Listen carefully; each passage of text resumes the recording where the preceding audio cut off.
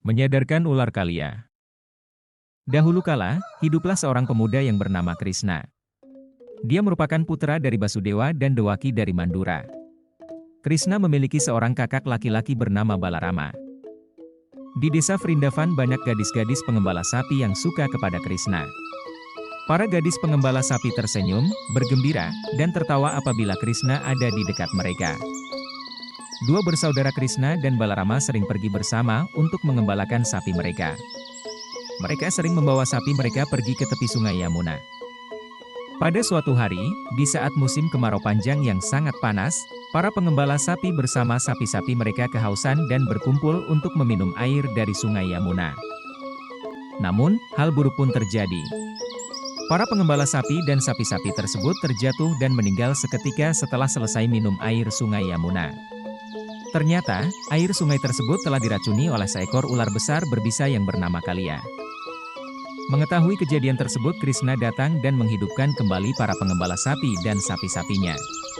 Para pengembala sapi tersadar dan mengetahui bahwa Krishna telah menyelamatkan nyawa mereka.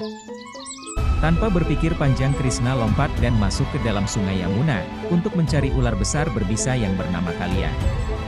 Lompatan Krishna menimbulkan suara yang keras dan membuat air sungai Yamuna langsung meluap. Ular Kalia yang berada di dasar sungai murka dan sadar bahwa sedang diserang oleh Krishna.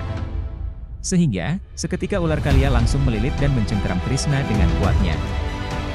Penduduk Vrindavan, anak-anak pengembala sapi dan teman-teman Krishna merasa ketakutan dan tercengang melihat ular Kalia yang dengan kuatnya melilit dan mencengkeram Krishna. Krishna diserang bertubi-tubi oleh ular Kalia.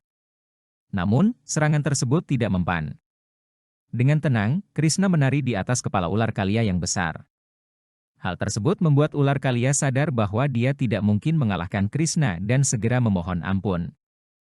Ular besar berbisa berkepala 5 ini mengatakan bahwa dia menyebarkan racun di sungai hanya untuk melindungi diri dari serangan sang Garuda, bukan untuk membunuh manusia. Krishna pun mengampuninya, dan ular Kalia berterima kasih atas kebaikan hati Krishna. Krishna mengatakan kepada ular Kalia bahwa, selama jejak kaki Krishna yang ada di kepala Kalia masih ada, Garuda tidak akan bisa menyerang dan mengganggunya. Krishna memberikan wejangan kepada penduduk Vrindavan bahwa setiap orang maupun binatang wajib untuk saling menyayangi sebagai makhluk ciptaan Tuhan. Semuanya harus mampu mengendalikan ego, keserakahan, dan kesombongan. Wejangan Krishna menyadarkan penduduk Vrindavan bahwa kita semua berasal dari jiwa yang sama, yakni Atman. Karena itu, hendaknya kita selalu saling melindungi, memaafkan, dan menyadari bahwa kita semua berasal dari sumber yang sama.